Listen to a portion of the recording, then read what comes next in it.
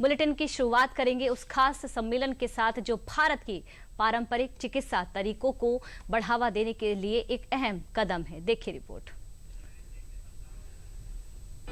21वीं सदी में जब आधुनिकीकरण को परंपरा का साथ मिलता है, तब देश संस्कृति को संरक्षित रखते हुए विकसित बनता है।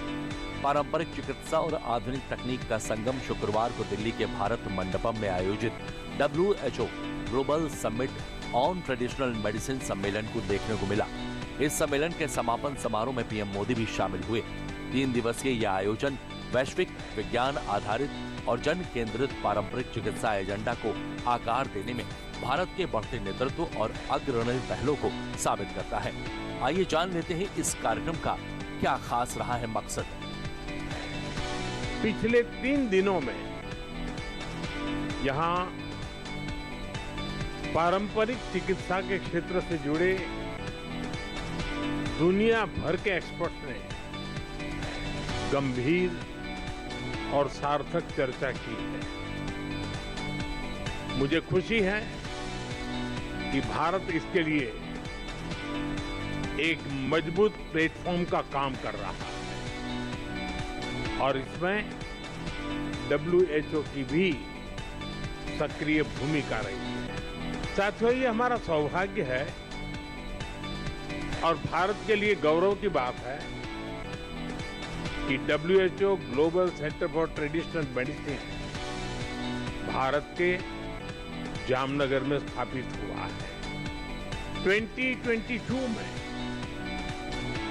ट्रेडिशनल मेडिसिन की पहली समिट में विश्व ने बड़े भरोसे के साथ हमें ये दायित्व सौंपा था। हम सभी के लिए खुशी की बात है कि इस ग्लोबल सेंटर का यश और प्रभाव लोकली से लेकर के ग्लोबली एक्सपेंड कर रहा है। WHO global summit on traditional medicine सम्मेलन में पीएम मोदी ने पारंपरिक चिकित्सा को बढ़ावा देते हुए सम्मेलन में क्या कुछ किया, इसके बारे में भी हम जान लेते हैं। पीएम मोदी ने यहां पारंपरिक चिकित्सा ज्ञान प्रणाली पर आधारित प्रदर्शनी का जायजा लिया।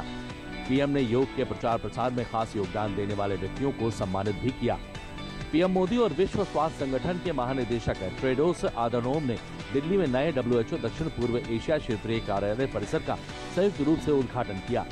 दिल्ली में WHO के south east Asia regional office का उद्घाटन भी किया गया।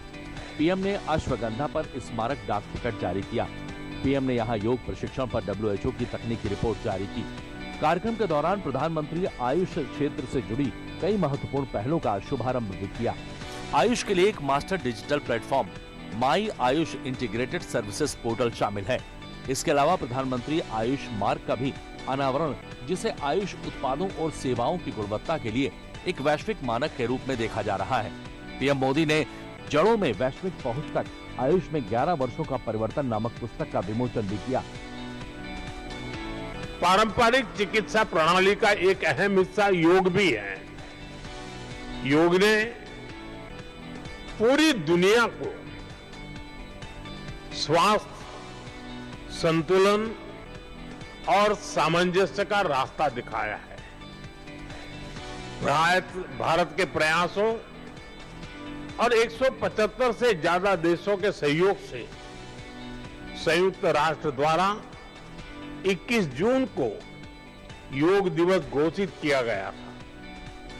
17 से 19 दिसंबर तक चले इस शिखर सम्मेलन को विश्व स्वास्थ्य संगठन और भारत के आयुष मंत्रालय द्वारा संयुक्त रूप से आयोजित किया गया।